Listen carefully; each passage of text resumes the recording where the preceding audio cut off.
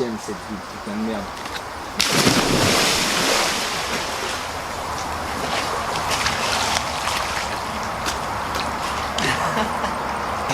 C'est la première et dernière fois que vous voyez ce mec sur ma chaîne. D'où tu me tapes un RKO comme ça? Je t'ai emporté avec moi, j'ai eu peur de te faire mal. T'as même pas levé mon t-shirt.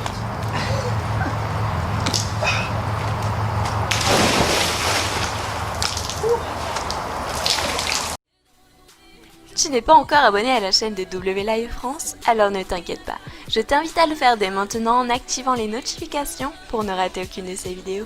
Bisous.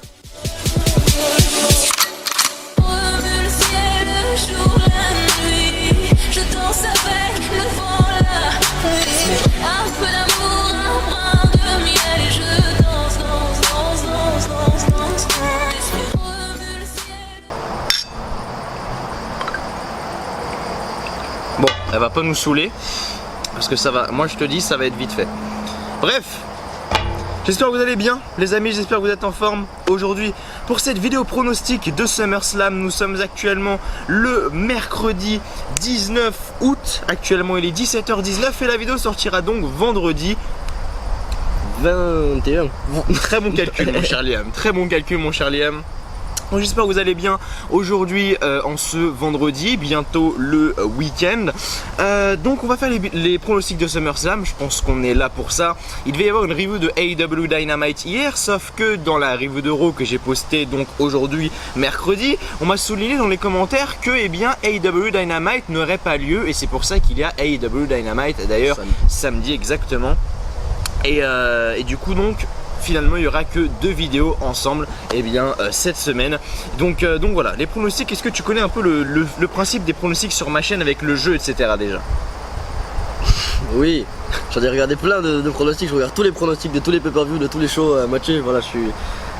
mais franchement pour ceux qui regardent, je pense que tu devrais réexpliquer. Je réexplique du coup pour ceux qui regardent et pour l'homme qui est à ma droite. Donc le jeu des pronostics, vous le connaissez tous, enfin tous non justement, mais il y en a beaucoup qui le connaissent, mais bon il y a toujours des nouveaux arrivants sur la chaîne, donc je le réexplique à chaque fois. C'est très simple, je vais vous lire la carte, donc je vais vous énoncer les matchs que j'ai ici sur mon téléphone. Merci à 4 News encore une fois.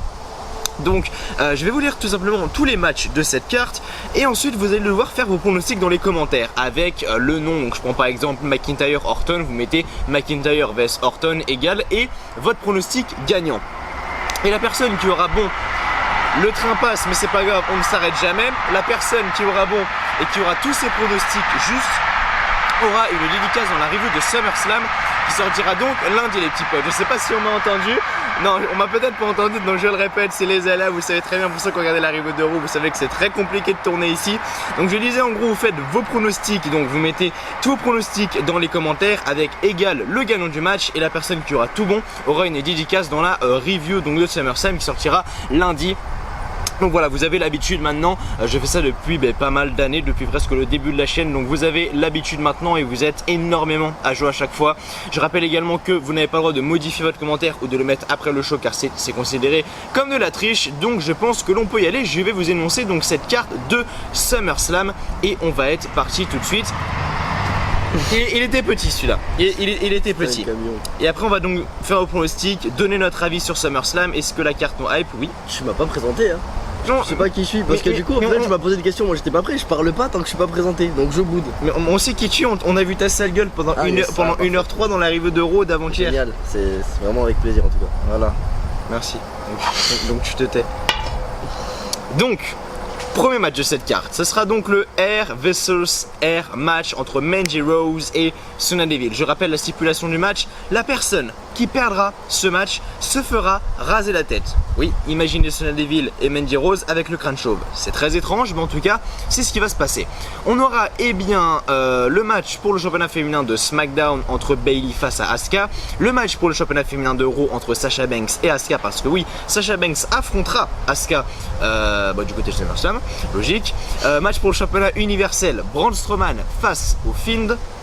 On aura Dominic Mysterio face à Seth Rollins. On aura Apollo Crews face à MVP pour le championnat des États-Unis. On aura le match pour les championnats par équipe de Raw. Donc les Street Profits, donc Montez Ford et Angelo Dawkins face à Angel Garza et Andrade. Et enfin dans le main event et le match que personnellement j'attends le plus, le match pour le championnat du monde à tes souhaits. Merci. Drew McIntyre face à Randy Orton. Voilà, fais le pronostic dès maintenant. Liam, j'ai énoncé la carte, je sais même pas si tu la connaissais par quand cœur. même, quand même. Tu avais révisé? Oh oui, j'ai relu quoi. Oui, tu as relu, tu n'as pas révisé, c'est très différent. Que penses-tu de cette carte déjà pour commencer? Alors, on a regardé il n'y a pas si longtemps la carte, je crois que c'était avant-hier ou 2-3 jours en tout cas. Et quand j'ai vu les matchs, j'ai regardé et il n'y en a pas énormément qui me hype, on va pas se mentir. De toute façon, depuis des mois et même des années, c'est le cas. Il y a des matchs qui sont pas forcément très hypants et au final nous créer la surprise. D'autres sont hypants et nous déçoivent comme jamais. Le problème dans ces cas-là, c'est la longueur de la carte, sauf que là sur SummerSlam il n'y a pas énormément de matchs, donc ça peut être des matchs de qualité, c'est quand même pratique de voir qu'il y en a que 8 ou 9 je sais plus, donc on va être moins dans le rabâchage de matchs à coup de 3 minutes, 4 minutes, des matchs complètement squash etc. Donc je trouve ça bien. Outre ça, comme je dis, il y a vraiment 2 matchs moi qui me hype, attention on va y venir dessus. Et sur ces 2 matchs là j'espère ne pas être déçu parce que voilà, le reste c'est là pour être là et j'ai l'impression que c'est là pour combler la carte, pour finir des rivalités ou même pour construire de nouvelles rivalités futures, et c'est peut-être mal fait pour certains, mais bon on va y venir de toute façon je pense. D'accord. Moi au niveau de la carte de SummerSlam, c'est vrai que pour un SummerSlam c'est pas grandiose cette année, mais malheureusement je pense qu'avec le Covid ça y fait énormément. On m'a dit dans un commentaire, donc dans la review de Raw, que alors je sais pas si c'est officiel ou pas, c'est un abonné qui me l'a dit, mais bon je vais vous faire confiance. Apparemment SummerSlam n'aurait donc ni lieu sur un bateau ni sur la plage. Apparemment il aurait lieu dans dans la fameuse arène qui accueillera SmackDown vendredi soir les amis. Donc le jour où la vidéo de SummerSlam sort, donc tout à l'heure pour ceux qui regardent la vidéo, donc le show de ce soir, SummerSlam aura lieu dans cette même arène avec les fans virtuels, les pyros, les lasers comme l'ont promis la WWE. Donc en vrai, ça dit on regarde parce que moi je pars samedi, pour ceux qui ne savent pas, ça dit on regarde le show en direct. Oui, c'est bon, y a pas de souci. On regardera le show en direct, surtout que ça va être sympa parce qu'il y aura ce fameux aspect des fans virtuels. Liam a voulu justement s'inscrire pour être fan virtuel, bon il s'est fait recaler évidemment. C'est trop tard pour SmackDown. Et du coup ouais, franchement ça peut être sympa. Il n'y aura pas de review malheureusement le samedi parce que moi je pars le samedi assez tôt. Du coup voilà, ça va être compliqué, mais en tout cas il y aura la review de SummerSlam et il y aura peut-être un live réaction, ça je ne sais pas, il faut que je regarde encore, il faut que je vois un peu si tout ça est possible, mais du coup voilà, pour revenir à SummerSlam, déjà ça aura lieu dans cette arène là, donc j'ai hâte de voir et j'espère qu'ils vont mettre le paquet en tout cas parce qu'ils avaient promis de faire quelque chose de gros pour SummerSlam et pas justement faire ça au Performance Center, parce que pour WrestleMania etc ils voulaient déjà le faire autre part mais c'était vraiment trop juste parce que le Covid venait d'arriver et pour les autres pay-per-view également c'était la même chose, et pour SummerSlam ils ont dit qu'ils voulaient faire quelque chose de différent.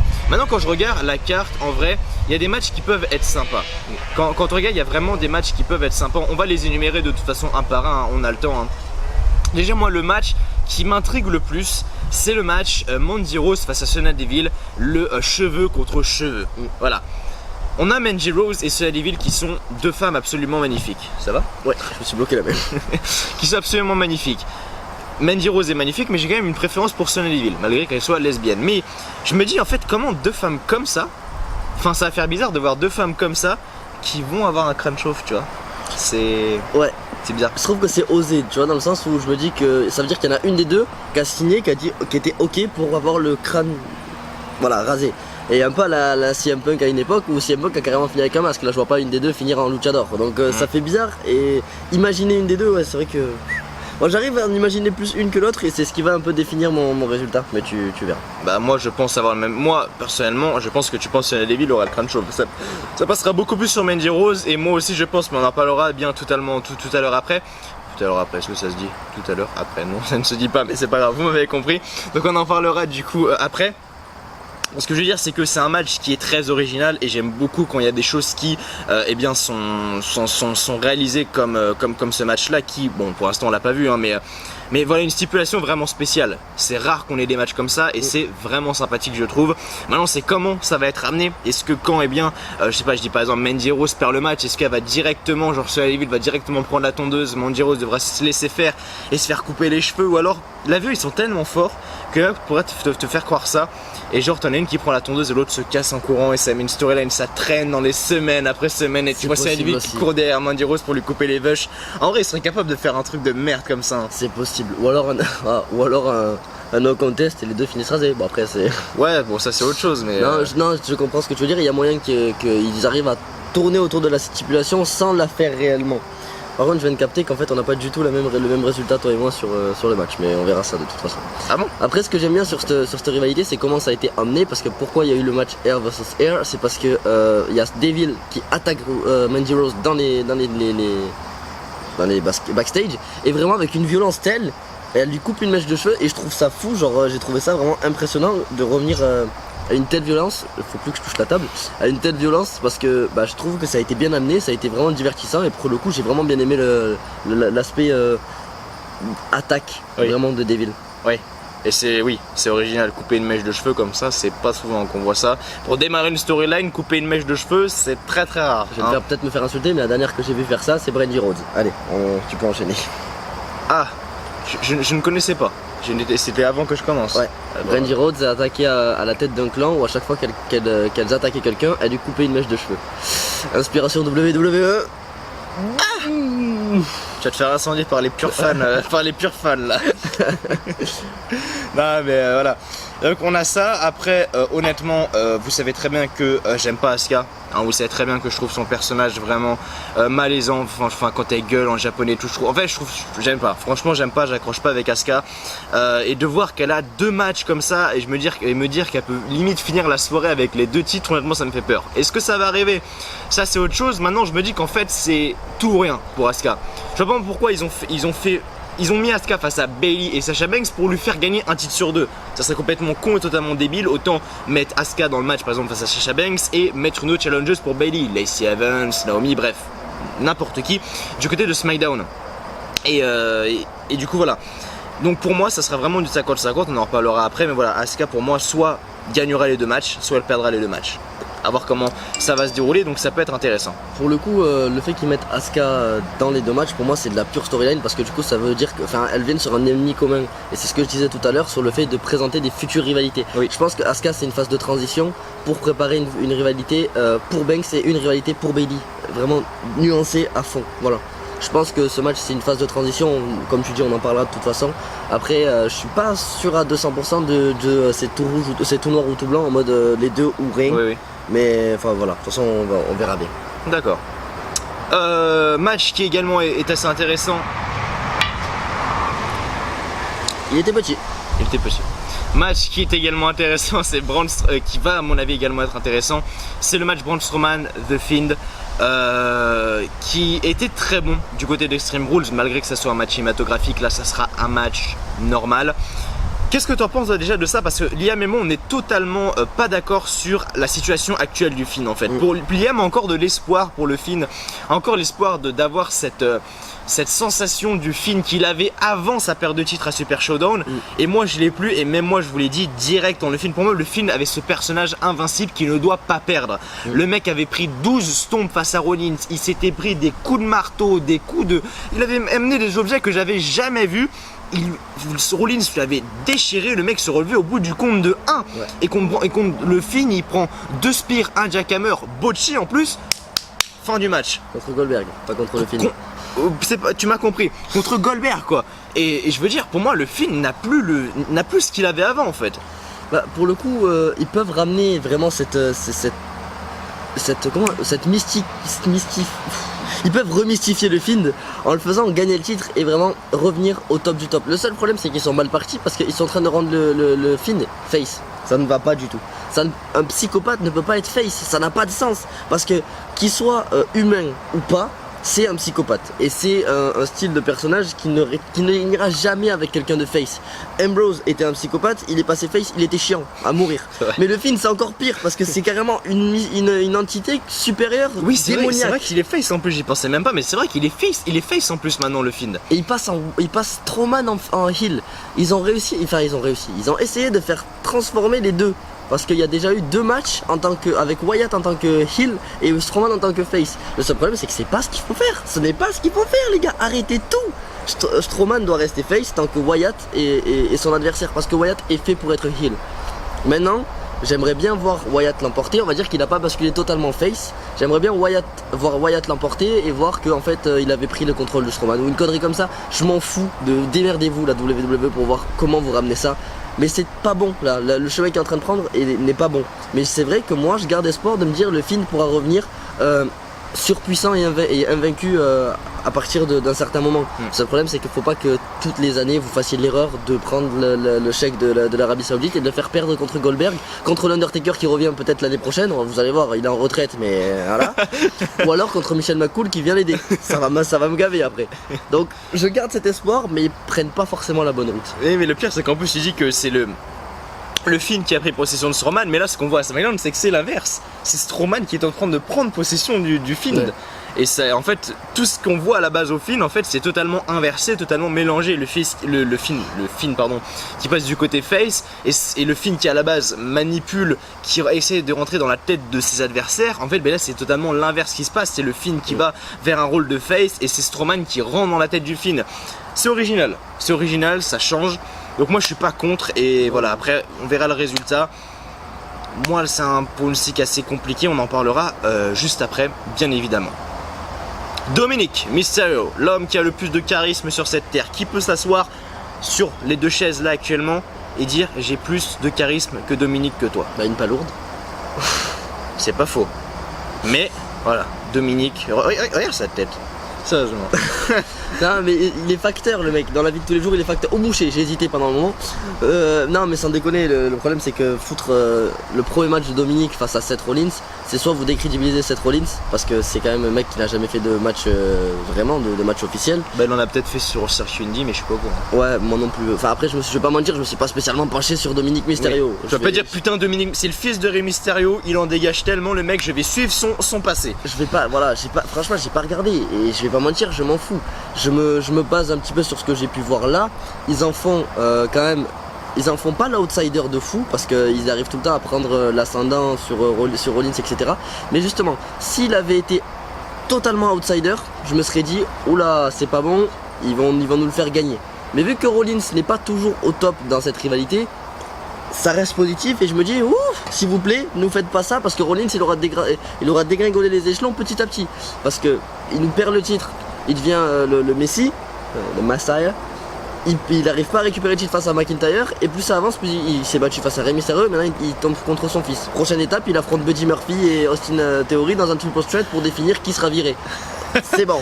C'est vrai, le pire c'est que c'est vrai. Il est en train de dégrader, de tout descendre alors que c'est une des superstars qui in-ring est la meilleure au monde en fait. Elle est considérée comme le top 5 des meilleures superstars au monde.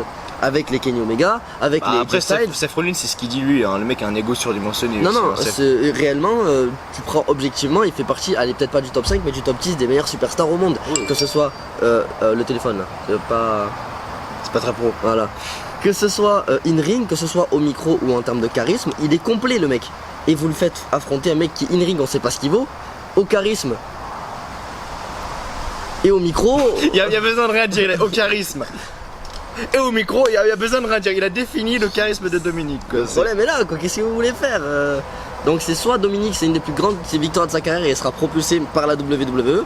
Mais dans ce cas-là, on a la plus grosse défaite de l'histoire de Seth Rollins. Et là, c'est problématique. Après, moi, je suis content que Seth Rollins soit mis dans cette position tout de même parce que, enfin, je vais pas dire au bas de l'échelle, ça sera un bien grand mot, mais ce que je veux dire, c'est qu'il soit vachement, il est plus dans la mid-card actuellement. Parce que Seth Rollins a tellement été dans le main event ces derniers mois, voire même ces dernières années. Ouais. Face à Brock Lesnar, même à un moment il était en story avec Reigns, à un moment, enfin bref. Et je veux dire, il a tellement été mis pendant des mois, voire même des années en fait, au top du top, que je veux dire, en fait, ça fait limite, je vais pas dire plaisir, ça serait un bien gros mot, mais de voir qu'ils l'ont vachement éloigné du main event, ben en vrai, ça me dérange pas trop. Parce que Seth Rollins, c'est bien, mais trop, ça aurait pu devenir un Roman Reigns, tu vois. Rollins j'en avais déjà un peu marre. En fait tout le Shield j'en avais marre à un moment, sauf Ambrose qui n'a jamais été vraiment trop mis en avant. Oui, c'est vrai qu'Ambrose il a jamais été trop. Ça a été le membre le plus dégradé du Shield en vrai. C'est pour ça qu'il s'est barré. C'est pas faux. Mais sur les deux là, enfin moi j'étais en mode vraiment, j'en avais marre. Vraiment à une époque je pouvais pas. On me disait ouais Rollins Reigns. Moi je pouvais pas, j'ai vraiment saturé et même sur les live réactions à l'époque etc. Je disais que je ne pouvais pas le voir ce Reigns. Et Rollins a arrivé un peu sur la même longueur d'onde. Je suis d'accord avec toi, c'est bien qu'ils redescendent un petit peu etc. Mais déjà ils savent pas profiter de ça pour faire des meilleurs main eventers que McIntyre, Pusher. Il est tout seul. Et évite d'utiliser les mots du sud parce qu'ils ont pas l'habitude, hein. Je rigole, vas-y. Le pauvre. Et outre ça, c'est bien beau de le faire descendre, mais moi son rôle face à Kevin Owens à Mania, ça m'allait très bien. Le voir maintenant face à Dominique, ça me va un peu moins quand même. Parce que Owens est un talent sûr, vraiment. Dominique, c'est un investissement à risque. Ah bah, il accueille les gens dans son Kevin Owens show.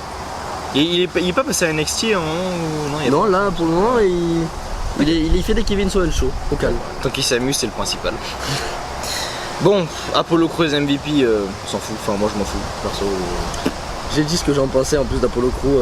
Oui, c'est vrai, il a fait 25 minutes de ce qu'il en pensait d'Apollo Crews.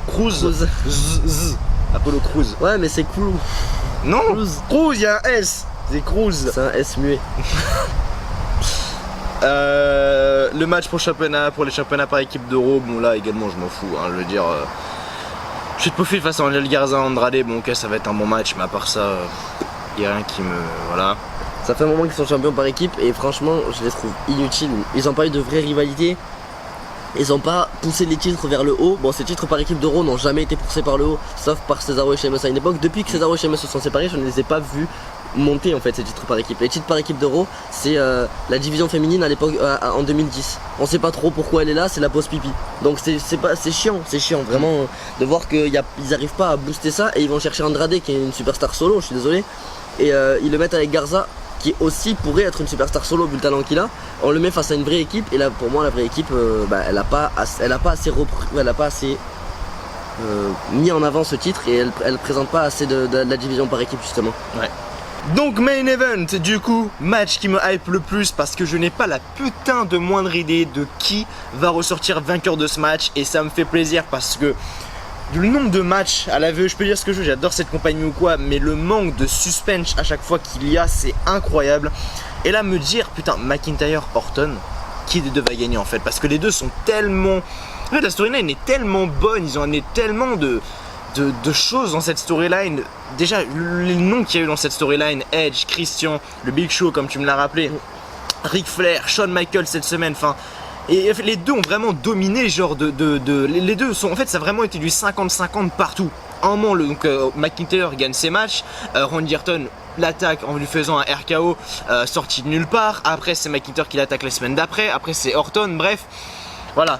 C'est quand même Orton qui ressort vainqueur juste avant SummerSlam. Et il y a quelque chose que j'ai remarqué, je sais pas si je te l'avais dit à toi, et c'est vrai que ça marche souvent.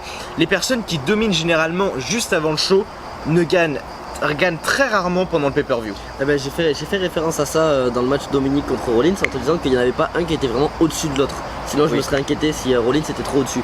Ben là pour le coup c'est exactement pareil. En fait après WrestleMania, ce qui s'est passé c'est qu'ils ont eu une route parallèle où les deux n'ont fait que gagner, n'ont fait que détruire. Parce que Randy, c'est semi-français, semi-anglais. Donc Randy s'est retrouvé à tuer toutes les légendes qui sont passées sur son chemin. Edge, Christian, Ric Flair, Shawn et Big Show. Les 5 qu'il a cités précédemment.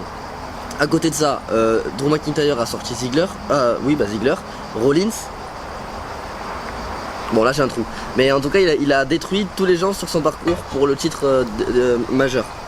Et personne ne lui a fait peur. Personne ne lui est arrivé les épaules, ne serait-ce que...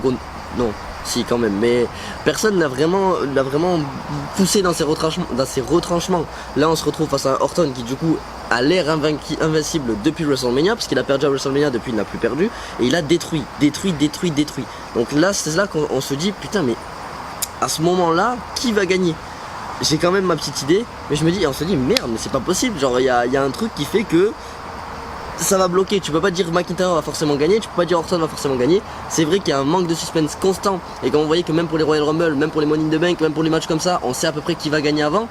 c'est frustrant. Et avoir des matchs comme ça, je suis désolé. Moi, j'aimerais ne plus avoir de rumeurs des fois, juste pour me dire, pour passer un pay-per-view complet, à me dire, mais qui va gagner quoi? Voilà, c'est. Après, les rumeurs, t'es pas obligé de les lire. Hein. Ouais, mais ça revient toujours. Et en plus, on est toujours. On a est toujours constamment envie, connecté, voilà, on est constamment connecté au réseau, donc ouais, forcément t'es obligé de tomber dessus, mais ça me fait plaisir d'avoir enfin un match de championnat où voilà, je veux dire, quand t'étais à WrestleMania 36, McIntyre-Lesnar avec tout ce qui se passait en coulisses avec Brock Lesnar, avec Vince McMahon également, et tu voyais que Drew McIntyre, le mec avait gagné le Rumble uniquement pour ça, c'était sûr à 95% que le mec allait gagner. Et je veux dire, le nombre de fois où tu as des matchs comme ça où tu dis bah ouais en fait c'était tellement prévisible, bah voilà en fait. Et là voir que le match pour le main event justement, ça se trouve ce sera même pas le main event, tu sais, ils vont te foutre Apollo Crews MVP en main event, on va parler chinois. Bah au moins je me coucherai plutôt, ouais. Oui, c'est pas faux. Mais si je veux dire par là, c'est que voilà, match pour championnat du monde, ça fait plaisir de enfin, j'ai envie de dire, avoir du suspense en fait. Donc voilà, je pense qu'on a fait le tour, ton taux de hype pour SummerSlam. Sur 20. Sur 20? Ouais. Oh, tu aurais pu faire sur 10, là sur 20 Je fais toujours sur 20. Sur 20, je vais dire. Fais sur 10, tu dis par exemple, je vais dire 12 et demi. 12 et demi? Ouais. Ok. C'est pas fou, hein. Ouais, c'est pour un SummerSlam, c'est pas fou. Moi j'aurais dit 13. Je pensais avant, j'aurais dit 13, ouais, aux mêmes alentours que toi. Maintenant, voilà, à voir ce que ça va donner. Mais en tout cas, j'ai vraiment envie de voir le SmackDown de ce soir, les potes, va vraiment être sympathique à regarder, je pense, parce que ça va être nouveau. Et ça va être ça jusqu'à le retour des fans en fait. Ouais.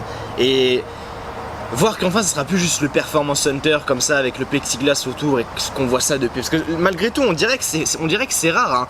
Mais ça fait depuis mars, ça fait plus de 6 mois les gars qu'il n'y a plus de public hein. Et ça passe super vite, ça fait plus de 6 mois qu'il n'y a plus de public hein. Et du coup ça passe vraiment vite et je suis content de voir, voir ce que ça va donner hein. Ça se trouve le truc des fans virtuels et tout ça va vraiment pas être ouf, mais voilà, voir que ils reprennent la chose en main avec des entrées, des lasers, la pyrotechnie, etc. pour justement combler ce manque qu'il n'y avait pas au Performance Center. Justement, personnellement, je suis satisfait sur ce point-là, tout simplement.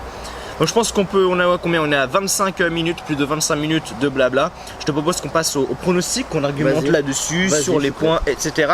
Let's go, donc je te laisse commencer par le match et bon, dès que je suis pas d'accord avec toi ou quoi, boum, je t'arrête ou je t'arrête après, on en repart, on part sur un débat. Bref, la review sera longue, vous avez eu l'habitude. Merci à toutes les personnes qui ont regardé la review d'Euro qui a duré plus d'1 heure. La vidéo pronostic de SummerSlam, à mon avis, on va être pas d'accord sur les pronostics, etc. Donc à mon avis, ça durera autant de temps. Mais en tout cas, on est là, on est présent. Premier match de cette carte, c'est Mandy Rose face à Sonya Deville dans un Air vs Air match. Je te donne mon prono direct et après j'explique. Fais comme chez toi. Sonya Deville perd ce match. Voilà, Mandy Rose vainqueur. Mandy Rose vainqueur, pourquoi? Parce que déjà, donc c'est la face qui s'est fait attaquer en première. Elle n'a pas spécialement eu le droit de défense, sauf une fois où elle est intervenue après le match des 2 contre 2 entre Levy Machinery et Miz et Morrison.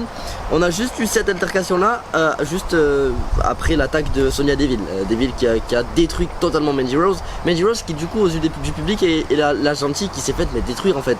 Je me répète, mais c'est ça. Ça a été un attentat sur elle. Elle est arrivée, elle s'est faite destroy de A à Z, elle lui a coupé les cheveux et Sonya Deville après a eu une promo de heel mais pure. Et j'ai bien aimé ça justement, de voir que ces deux talents qui par contre vous revenez un an en arrière, elles ne servaient à rien. Et là on voit qu'elles sont propulsées, j'aime bien ça, parce qu'on voit pas toujours les mêmes têtes, surtout là avec la division féminine où on a 2 titres, et dans ces 2 titres on a que 3 femmes qui sont comprises, voilà, qui sont utilisées. On se dit putain, waouh, ils ont vraiment la flemme de se servir d'autres noms. Finalement, on a Mandy Rose, Sonya Deville qui arrive. Je pense qu'ils veulent construire Sonya Deville comme une fighteuse. Et Mandy Rose, du coup, ça va être plus la face qui va être, on va dire, plus gentille, mais qui a là la rage et qui vient pour gagner. Et au-delà de ça, je vois plus Sonya Deville avec les cheveux rasés que Mandy Rose, déjà. Et du coup, ça ira plus, en plus, s'ils veulent lui donner un style heel totalement, eh ben, ça ira plus à Sonya Deville qu'à Mandy Rose. Voilà. Et ouais, tout à l'heure, tu as dit alors qu'on n'était pas d'accord sur le même pronostic, alors que moi, je vois aussi Mandy Rose gagner. Et Sonya Deville avec les cheveux rasés. T'as dit Mandy Rose tout à l'heure? Non, justement, j'ai dit que je voyais plus Sonya Deville que Mandy Rose. On regardera, tu verras, je te promets que j'ai dit Mandy Rose. Ah, okay. Alors peut-être erreur de ma part, je sais pas, mais pour moi, Sonya Deville, pour moi, je la vois beaucoup plus avec le crâne rasé, surtout Vince McMahon, comment le mec kiffe Mandy Rose déjà. Quand Vince McMahon a dit ok, il voit Mandy Rose, il avait déjà son plan pour son entrée, avec le truc sexy, machin, tout ça, les barres floutées sur les côtés, Mandy, comme ça à la fin. Tu vois très bien Vince McMahon regarde Mandy Rose, elle va pas faire putain cette meuf là, il faut lui raser les vaches. Non, sérieusement non. Ça ira beaucoup plus je pense à Sonya Deville. Donc moi pour moi le pronostic là est assez simple, je pense, malgré qu'on peut s'attendre à, comme j'ai dit, on sait jamais de la part de la VE, hein, tu sais, c'est Neville qui perd le match, qui fuit, Mandy Rose qui la suit et puis ça traîne dans les semaines, et puis finalement ça avait juste un segment de merde où Mandy Rose va choper Sonya Deville, elle va lui raser les veuches et fin de l'histoire quoi, enfin bref. Je sais pas du tout, mais en tout cas pour moi on pronostic se rendre vers une victoire de Mandy Rose et une défaite de Sonya Deville. Parce que là-dessus on est d'accord. C'est bon. Deuxième match pour le championnat féminin de SmackDown, Bayley face à Asuka, qui sera le premier combat d'Asuka de la soirée car elle affrontera Bayley en première. Bayley s'est sacrifiée pour justement bien que quand Asuka arrive face à Sasha Banks, elle soit déjà fatiguée. Oh là là, c'est dur. Je vais dire Bayley. Pourquoi? Parce que pour moi, Asuka, comme j'ai dit tout à l'heure, est une phase de transition. Donc je la verrais plus battre Bayley que Banks. Mais sauf que je vais quand même mettre Bayley parce que Bayley a un règne depuis assez longtemps et franchement faire perdre Bayley, il faut que ça explose, il faut que ce soit waouh. Parce que Bayley elle est sur plus d'un an, elle est sur je sais plus combien de temps, mais elle va bientôt dépasser c'est un an. Ah oui, elle est sur plus d'un an. Bayley? Ouais. Regarde en même temps sur mon téléphone. Tu te rappelles du code? Non. Hop, voilà, en direct. Tu changes tout le temps. Du coup, voir Bayley perdre, faudrait que ça soit clinquant, faut que ça explose, faut que ça donne envie, faut que ça fasse rêver.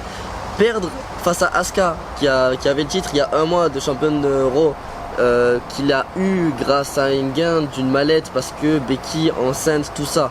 Waouh. Non, je suis désolé, c'est tout sauf intéressant et moi ça me dégoûterait et je pense que ça dégoûterait le 3/4 de l'univers de la WWE. Donc j'espère qu'Asuka ne gagnera pas. Après comme je dis, je la vois plus gagner Bayley que Banks, mais on verra bien. Victoire de Bayley pour moi. En phase de transition, en espérant qu'il trouve une rivale du gabarit et de Bayley. Moi, si on envoie Mandy Rose qui battrait Sonya Deville et qui se ferait propulser pour le titre, moi j'accepterais. Du coup, octobre 2019, face à Charlotte Flair. ouais, j'y suis presque. Qui est presque, c'est vrai. Je voyais ça beaucoup moins. Ouais, c'est pas faux. Ça fait 10 mois qu'elle y est. Putain. Ça fait 10 mois qu'elle est champ. Ouais, effectivement. Bah, tu vois, c'est. Vous avez pronostic du coup à Bayley. Ouais, Bayley. Ok. Là c'est compliqué en vrai. Là c'est compliqué dans le sens où Bayley, la phrase qu'elle a dite cette semaine à Raw, et c'est pour ça que ça me rentre également vers ce choix là, c'est que Bayley a promis à Sasha Banks, Bayley s'est sacrifié pour dire à Sasha Banks, écoute, j'y vais en première, comme ça Asuka elle fait face à moi et je la mets dans le mal et elle va arriver face à toi, elle sera tellement KO que tu n'auras même pas à dépenser une goutte de sueur pour la battre. Et je vois en fait Asuka battre Bayley, mais genre en quelques minutes. Pour justement que Sasha Banks se dise, écoute, tu m'as promis que tu allais la déchirer pour qu'elle arrive face à moi pour que je n'ai pas à dépenser une goutte de sueur. Et finalement la meuf elle arrive, elle est chaude bouillante en sachant qu'elle t'a battu en moins de 3 minutes. Tu vois un peu le booking que ça pourrait, ouais, donner. La fin de règne de Bayley. Oh. Mais Bayley, est-ce qu'elle a un règne mémorable moi? Ok, ça fait un an, mais Bayley, est-ce qu'elle a j'ai pas eu un match de Bayley où j'ai dit waouh depuis qu'elle est championne. Moi j'aime bien le personnage de Bayley depuis qu'elle est championne. Enfin, le passage en heel, oui. C'est quand même une grande partie de son personnage et il y a quand même, je trouve, j'ai retrouvé un peu plus d'envie de regarder quand Bayley était championne vu que ça faisait un moment qu'elle l'était, plutôt que quand ça changeait constamment entre Naomi, Charlotte, Alexa qui est pourtant voilà ma chouchoute de l'extrême. Mais pourtant voilà, là je pense j'ai l'impression d'avoir retrouvé un peu plus d'envie de regarder ce titre, de regarder un peu ce qui se passe autour depuis que Bayley l'est. Du coup la faire perdre de 10 mois de titre sur 3 minutes, waouh. Et puis ça voudrait dire que Asuka partirait pour gagner les 2 titres.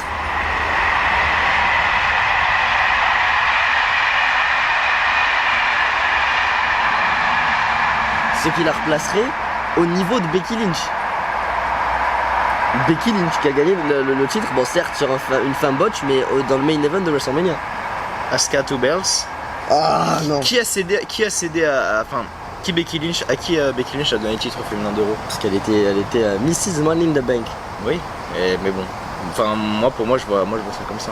Ah, tu vois du coup, ouais. Moi, non. Ouais. Bayley, Asuka, je vois Asuka gagner.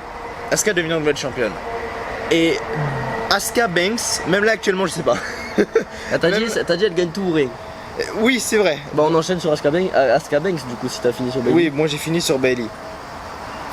Asuka Banks, Je disais que en fait pour moi Asuka avait plus de chances de battre Bailey justement, et ça c'est pas bête comme situation, sauf que Banks qui se cache derrière Bailey, elle aurait tendance à, en fait genre tu m'as influencé je crois, elle aurait tendance à perdre parce que justement elle avait moins d'énergie à dépenser.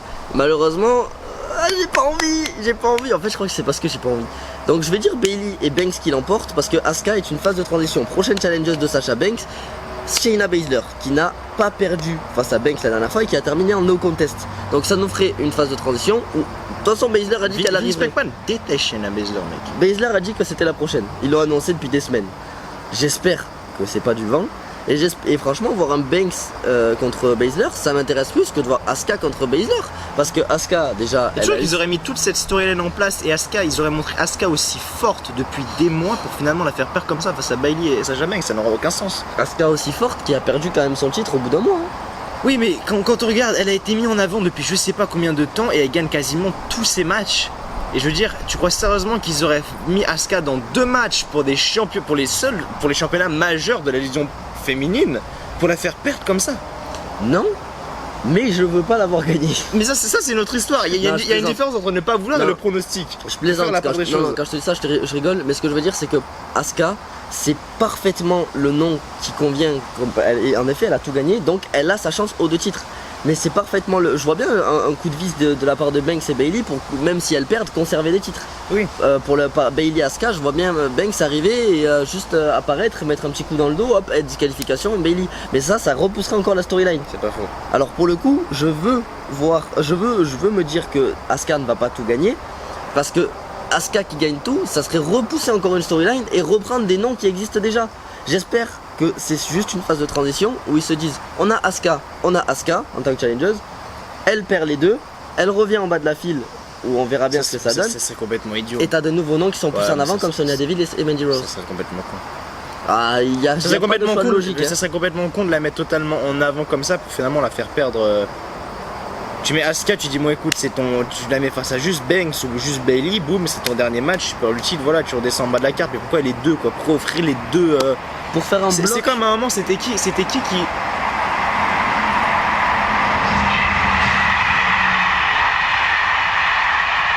Il est gros celui-là. C'était qui avait le double match? Attends. Il y avait une... Ah non, c'était différent. C'était une championne, c'était... c'était Becky, qui avait perdu contre Charlotte et qui après avait défendu son titre de Raw et qui l'avait conservé. C'est ça. Ouais, donc là c'est différent vu que c'était la championne en fait. Elle avait d'abord défendu son titre de Raw, elle avait conservé, puis elle avait affronté Charlotte, elle avait perdu. Donc là c'est compliqué en fait. Pour moi, Asuka gagnerait les 2. Moi je vois repartir Asuka avec... Moi je vois le Asuka to Bells. Mais Asuka qui part avec les 2 titres, ça voudrait dire quoi après pour les prochaines challengers? Ça c'est pas mal, ça s'est pas si déroulé mal que ça avec Becky en vrai. Bon Becky est restée un mois championne. Oui c'est pour ça que je dis que Asuka ça pourrait également, tu vois, ils font une Asuka double championne. Je prends l'exemple de Shayna Baszler que tu citais tout à l'heure, Shayna Baszler confronte Asuka pour un des 2 titres. Parce qu'à mon avis ça m'étonnerait que ça soit les 2, même si j'aimerais bien voir Baszler avec les 2 personnellement, mais bon Vince McMahon vu comment il l'aime pas du tout. Parce que je sais pas si t'avais vu, bah en fait... Ouais mais du coup ça serait du réchauffé. Si y en a une qui défie Asuka pour un titre et une qui défie Asuka pour le titre de SmackDown, c'est exactement ce qui s'est passé pour Becky Lynch il y a un peu plus d'un an. Mais oui, mais comment ça s'appelle Ah, comment ils appellent ça quand les superstars de Raw ils viennent à SmackDown et ils gèrent ça? Non, pas le shake-up, le Wildcard. Oui, voilà, la Wildcard Rules, voilà, c'est ça. Où les superstars de Raw viennent à SmackDown et les superstars de SmackDown viennent à Raw, etc. Et bah justement, t'as Asuka qui vient à SmackDown tout de même et Shayna Baszler qui l'attaque, je sais pas, dans les backstage, un truc du style, tu vois. La Wildcard Rule, ils l'ont pas fait pendant le confinement, ils vont pas la faire maintenant. Hein. Mais elle est revenue, la Wildcard Rules. Ah bon? Oui. Ah putain, j'ai même pas suivi alors. Ah, elle est revenue juste avant que je parte en vacances là. J'ai vu des trucs spécifiques, genre comme la bataille royale à 3 brands, etc. Ouais. Mais la wildcard rule, ça m'a pas choqué, tu vois. C'était minime, hein. C'était pas le champion, c'était pas genre le champion du monde qui allait de l'autre côté. Ouais, parce que j'ai pas fait gaffe. Hein. Non, mais. Pourtant, je regarde les shows et tout, mais. Ouais. Après que Sasha Banks c'est à SmackDown, que Bailey à Yarrow, bon, c'est normal, parce qu'elles sont ensemble, etc. Oui, ça aurait pu être un exemple déjà de wildcard rule. Non, parce que les 2 sont championnes par équipe et le championnat par équipe te donne le nom. Oui, autant pour moi. Ouais, c'est. Je cite un exemple, c'est comme il y avait eu, par exemple, une fois, il y avait les storylines avec Sasha Banks et Bayley championne féminine, et t'avais les Peyton Royce, non, les Iconics qui étaient venus à SmackDown, alors qu'elles sont à Raw à la base. Ouais. Enfin voilà, bref, tout ça pour dire que pour moi, personnellement, Asuka, à SummerSlam, c'est Asuka 2 belts. Voilà. Pour moi, ce sera Asuka 0 belts. Ça va être, voilà, moi, c'est Bayley, Banks. J'espère en fait aussi, hein, mais je pense que c'est une phase de transition. D'accord. On va passer au prochain. Ouais. Next match. Ouf. Match pour championnat universel. Braun Strowman, le champion, face au Fiend Bray Wyatt. Pour moi, ce sera The Fiend. Je m'explique, à nouveau. The Fiend qui passe en face. Déjà que c'est pas une bonne chose. Si en plus ils le font perdre d'entrée, ça va être compliqué. The Fiend de son côté, j'ai envie de le pousser. The Fiend de son côté se retrouve. Il sent pas les couilles. Se retrouve à avoir un troisième match. Enfin, Wyatt se retrouve à avoir un troisième match pour le titre face à Strowman. Il y en a un qu'il a perdu en tant que Bray Wyatt. Un qui s'est terminé. Continue. Un qui s'est terminé avec le match cinématographique différemment. Enfin voilà, on voit juste le Fiend sortir, mais c'était également contre Wyatt. Et là, on a le match du Fiend. Si c'est une troisième défaite, enfin c'était même pas une défaite face à Extreme Rules. Si c'est une troisième fois Strowman qui repart avec le titre, bon, je me dis que c'était inutile comme match et pour moi ça n'est pas possible. Vraiment, ça n'est pas possible. Donc victoire de Wyatt, du Fiend, qui redevient champion, apparemment en tant que face, et cette fois qui ne perd pas, tout simplement. Et j'espère vraiment que ça va se passer. J'ai l'impression que c'est beaucoup basé sur des j'espère, mais en même temps il y a tellement de conneries qui sont faites à la seconde à la WWE que je donne mes pronos et j'ai envie d'y croire en mes pronos. C'est peut-être ça le souci. Alors du coup, donc Liam vous a donné donc ses pronostics qui sont orientés vers le Fiend Bray Wyatt. T'as pas dit Strowman pour me faire chier en fait? Non, t'as vraiment dit Wyatt. Okay. Il m'écoute pas. Mais vraiment j'avais chaud et j'avais envie de me rafraîchir un petit peu parce qu'il fait 78 degrés ici là. Donc bref, Strowman face au Fiend, bah là c'est dur. En fait c'est dur, j'ai entendu beaucoup le mot j'espère. Bah moi j'espère pas en fait. Parce qu'en vrai, moi que le Fiend là gagne actuellement, j'aurais fait ouais. Je me souviens quand le Fiend avait gagné face à Rollins à c'était quoi? C'était Crown Jewel je crois. C'est pas Hell in a Cell? Non, Hell in a Cell, justement, Hell in a Cell, le Fiend avait perdu il avait une disqualification. C'est vrai. Bon. Oui, vous avez bien entendu la phrase, disqualification dans un Hell in a Cell, hein, je le répète quand même, chose qui n'arrivera peut-être jamais ou alors je ne sais pas quand parce que ça ne doit pas exister normalement.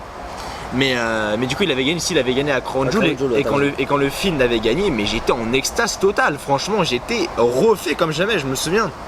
J'étais au foot, j'avais match, c'était un vendredi soir, je me souviens. Ou un jeudi soir, je sais plus. Et je me souviens, j'étais au foot, machin, je rentre chez moi, je check les résultats, je vois que le Fiend est champion universel et j'ai été super content, j'étais refait. Et après, on a fait la vraie réaction avec Liam en février et là, c'est le drame. Là, c'est le drame. Tu t'en souviens ou pas? Mais ouais. Non, il perdra jamais. 1, 2, 3 Mais non, j'ai été l'intro de ta vidéo. Oui, qui avait super bien marché d'ailleurs. En même temps, avec un résultat comme ça, c'était sûr que les gens allaient taper réaction française Strowman Fiend, c'était sûr mec. Strowman non, c'était pas Strowman, c'était Goldberg Fiend, c'était sûr. Et je veux dire, mais là, enfin. Je vais dire le Fiend parce que je vais dire le Fiend parce que ils ont fait le Fiend à quoi? Ils l'ont fait à Money in the Bank face à Strowman. Strowman a gagné parce que là c'était même pas The Fiend, c'était Bray Wyatt normal à Money in the Bank. Du côté de l'Extreme Rules, c'était un peu les deux, hein, t'avais un mix. Et là je veux dire refaire encore une fois ce match là. Sauf que là c'est la première fois que c'est le Fiend qui est annoncé sur carte. C'est pas faux. Et c'est c'est l'une des premières fois que depuis que le Fiend a perdu, il refait un match aussi hein. Donc ouais, avec son personnage du Fiend. Il n'a pas catché, sauf face à Cena du coup, dans ce match cinématographique aussi. Ouais, je pense à Cena. À Mania. Il a pas fait match.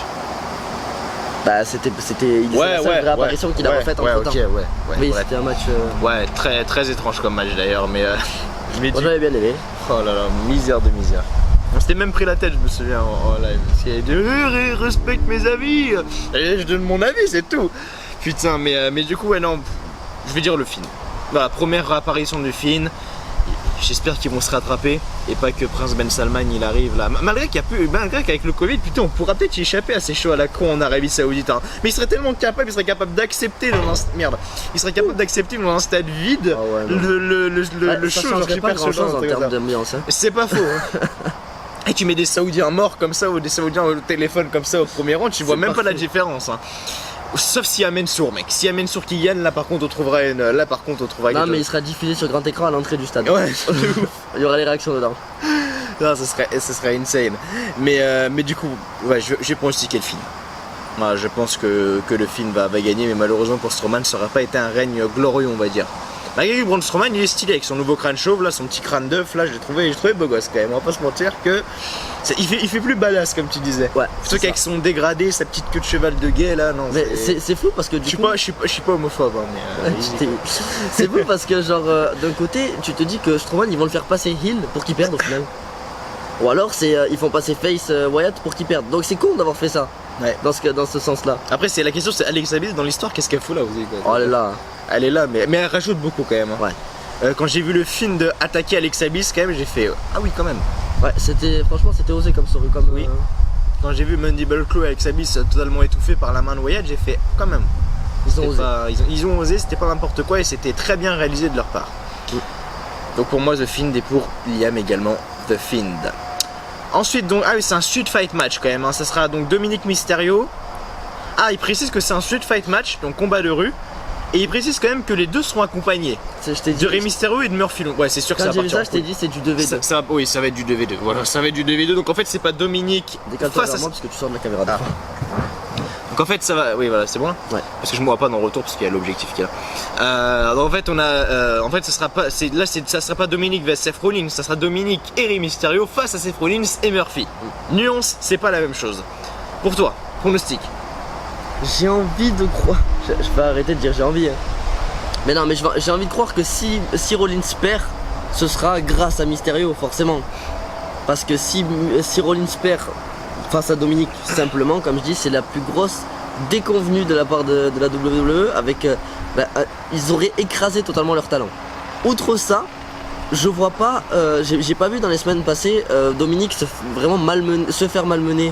À tout le temps, genre toutes les semaines. Ouais, il y a une semaine où il s'est fait sacrément malmener le et petit après, gars. ils sont prêts à Rollins, tu vois. Ouais.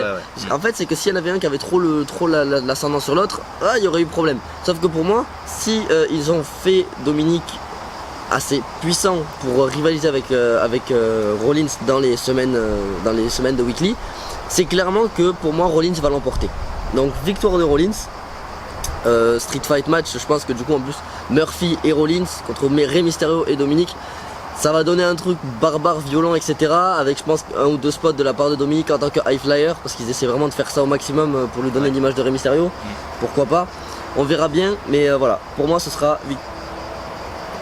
victoire de Seth Rollins.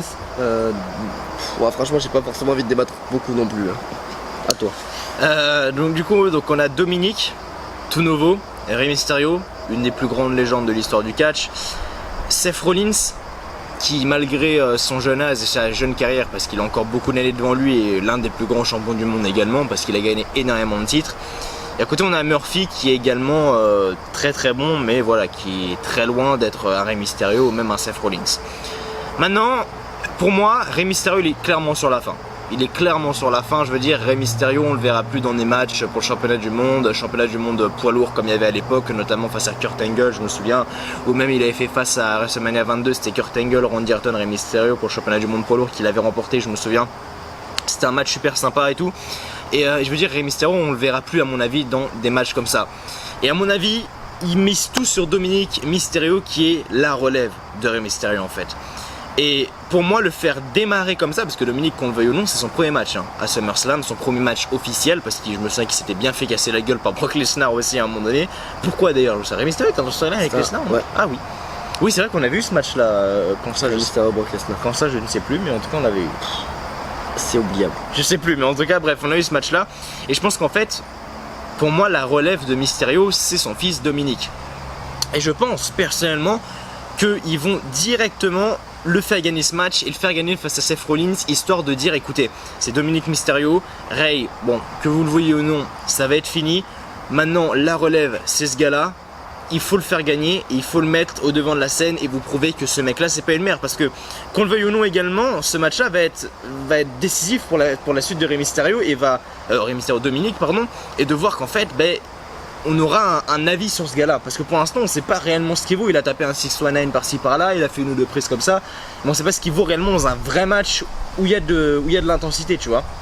Ouais. Donc voilà. Pour moi, victoire de Dominique.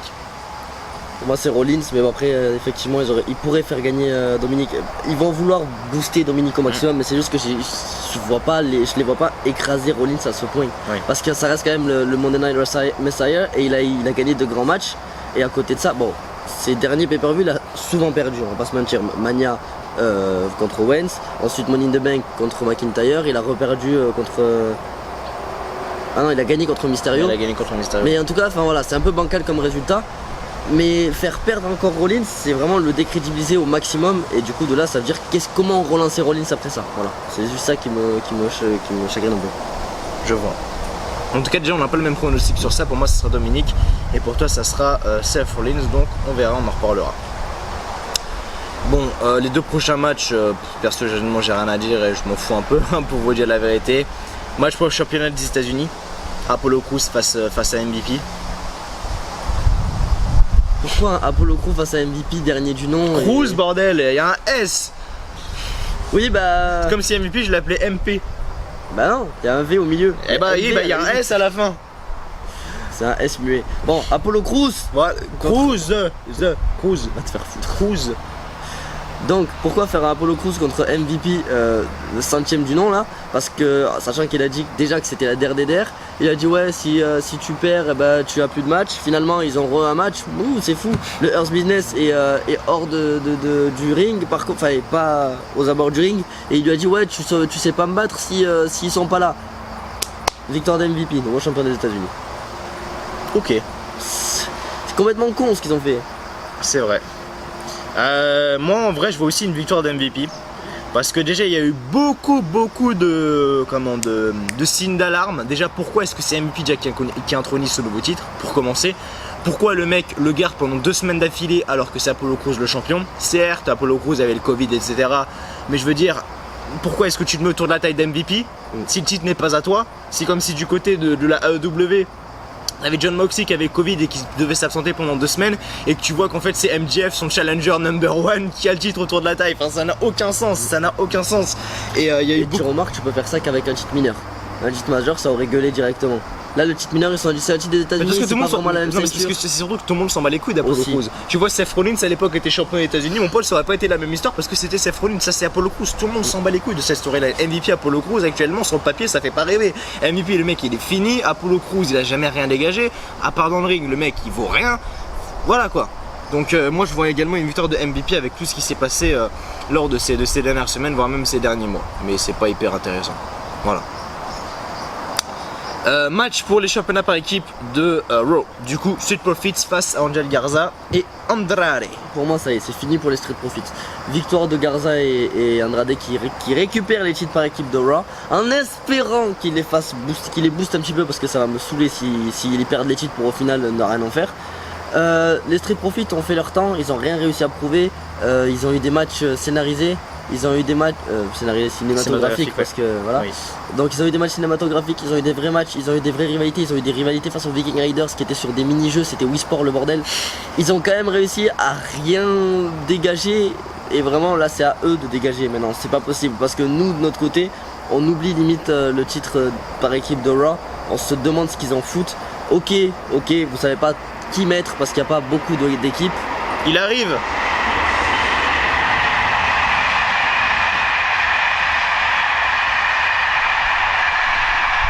T'as fait coucou? Ouais, il m'a fait coucou.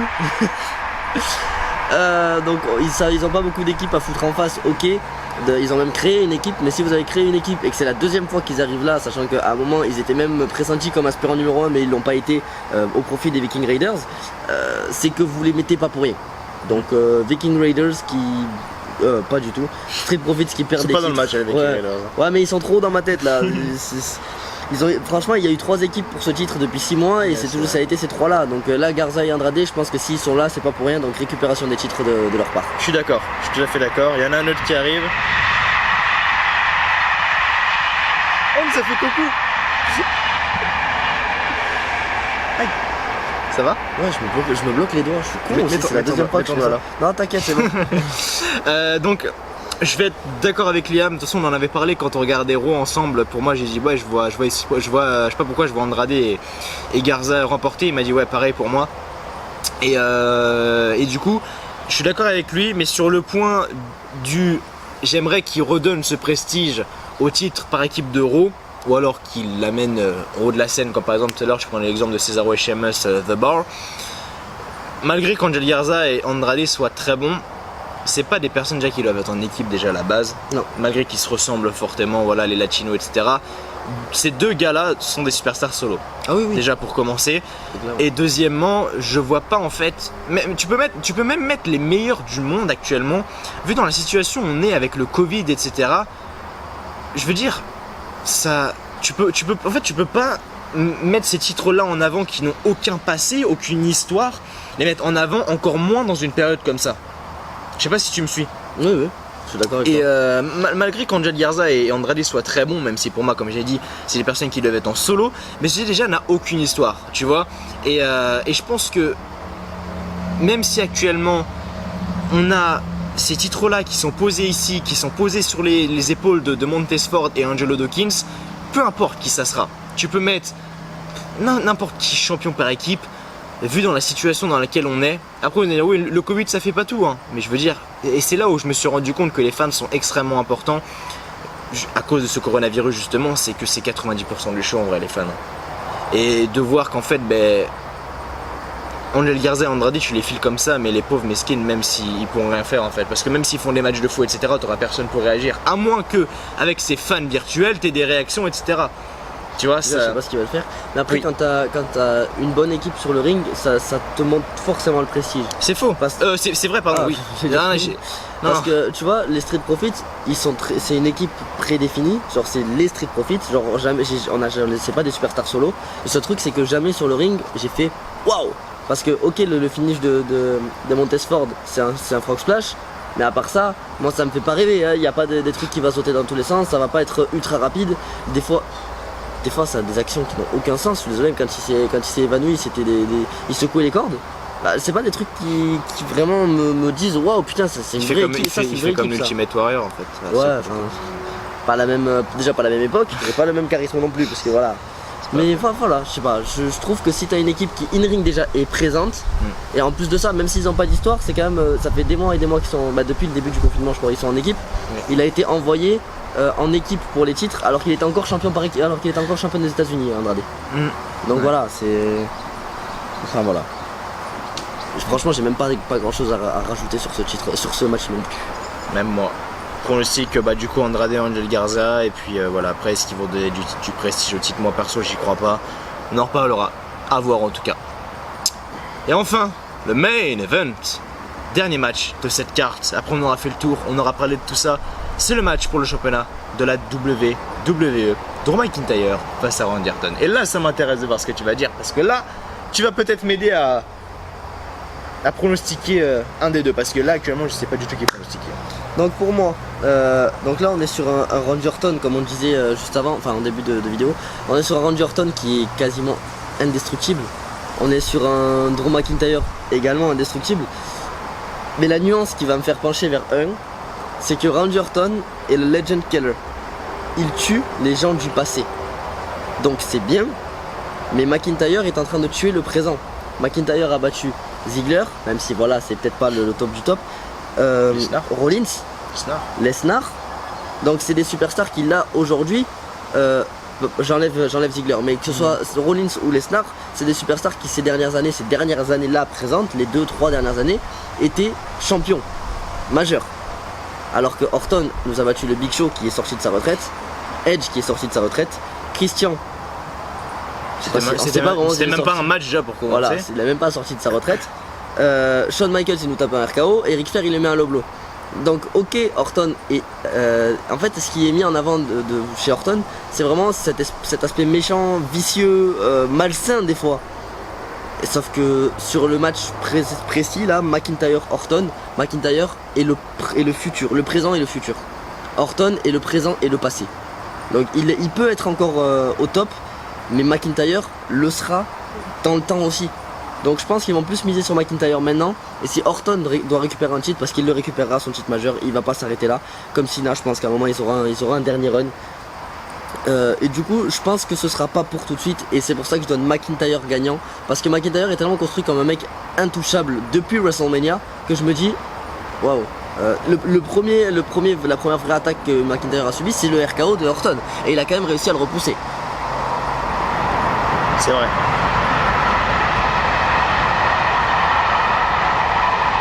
Il va être long celui-là. Ah, il va être long celui-là.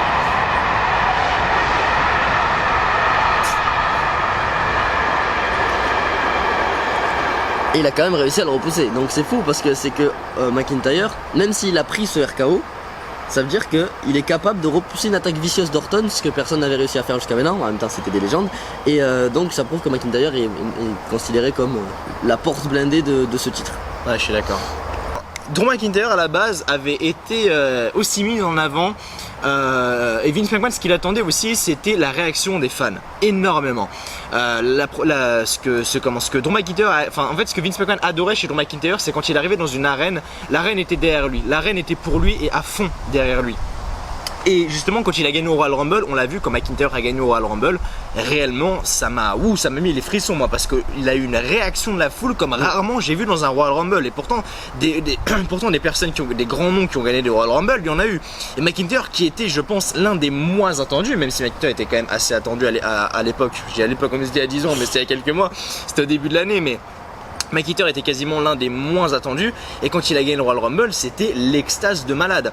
Et je veux dire, et après finalement on s'est retrouvé dans une période où même à WrestleMania il y avait des rumeurs comme quoi il pourrait ne potentiellement pas gagner le titre parce que Vince McMahon voulait justement qu'il gagne, il voulait justement continuer pendant des mois jusqu'à ce que la foule revienne, sauf que heureusement qu'il a pas fait ça parce que sinon ça aurait été beaucoup trop long.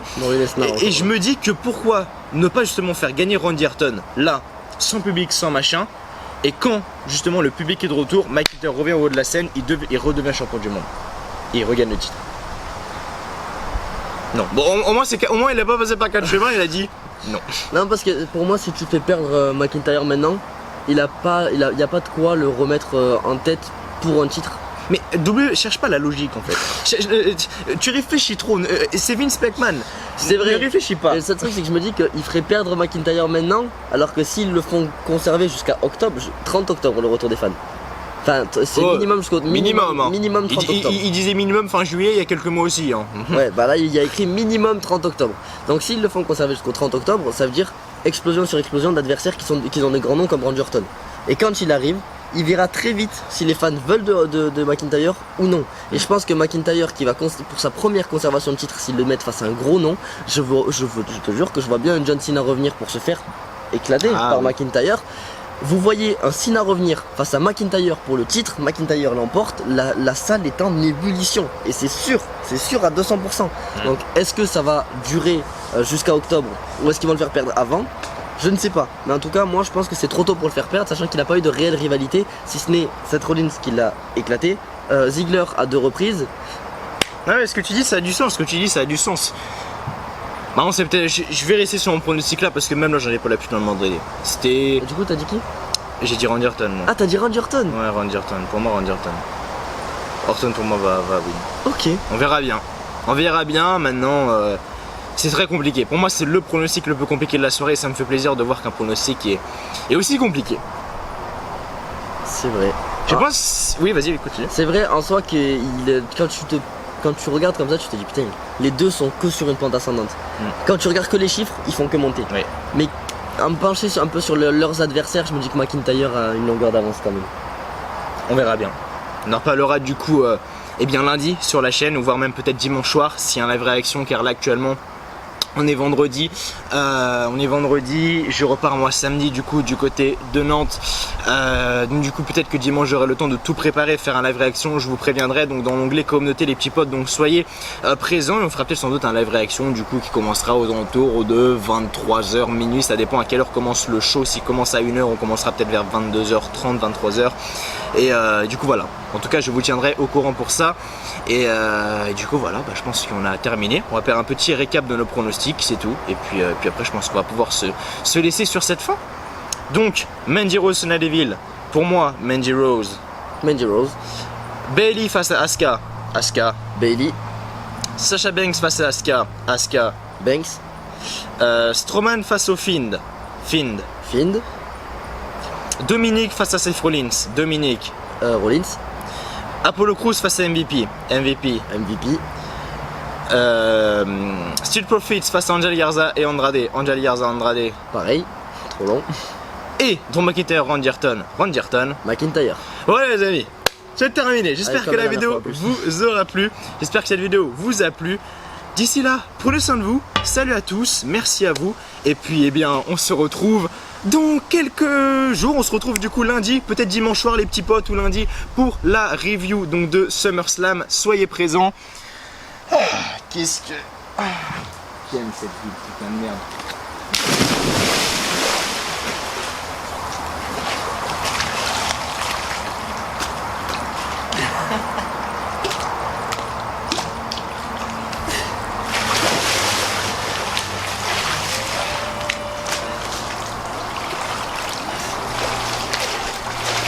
Par contre, là, elle est putain de bonne.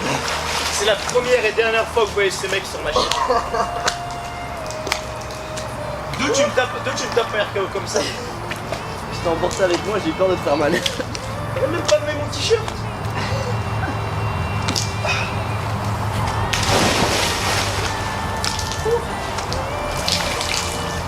À lundi. A bientôt.